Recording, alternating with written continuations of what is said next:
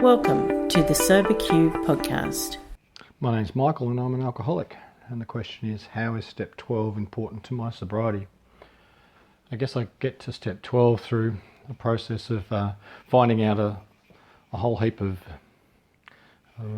survival skills that aren't working for me anymore. I've made a decision that I can't live the way I used to live, and I'm going to try and do things differently. I don't know what that looks like when I first start doing it, but I've got some instructions out of the book Alcoholics Anonymous that ask me to take some actions.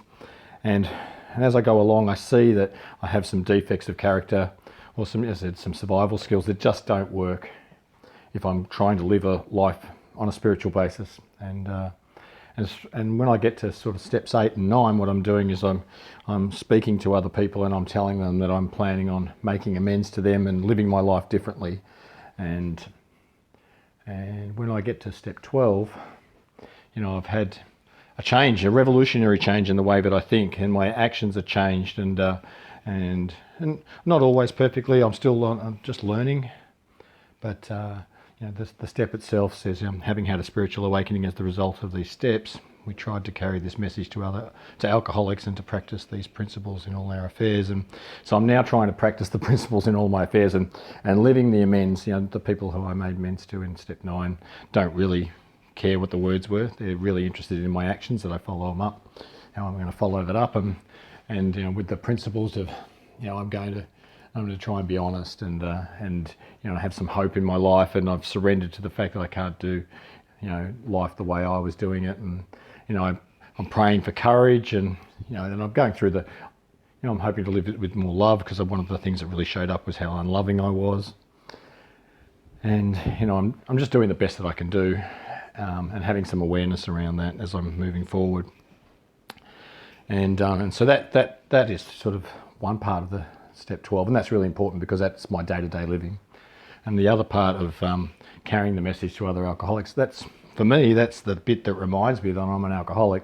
I haven't had a drink for a while, and it's easy. My brain would tell me that I'm just a heavy drinker, and I've made a decision to not drink, and now it's working, and I'm not drinking, and so therefore I was capable of doing this, and I forget, and really.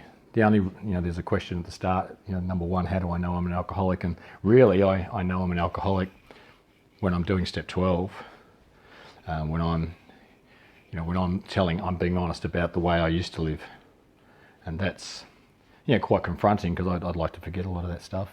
And that's the joy for me of it being a 12-step program, rather than a 4 or 5-step program, is that, a lot of the dirty, disgusting, horrible things that I did when I drank, which if I were to put them on a ledger, they definitely wouldn't be assets, they'd be liabilities. But when I get to step 12, that stuff turns around, and the guilt that I have from doing those things, I can't remove that guilt.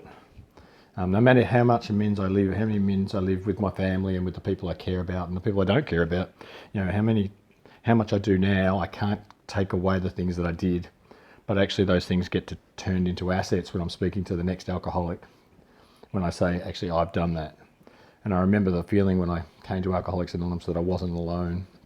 I wasn't the only person who felt this way. I wasn't the only person who drank this way. I wasn't the only person who thought this way and acted this way. And so when I can say that to the next alcoholic, hey, I've done that too. I am like you. We are the same. There's a huge amount of hope that comes from that.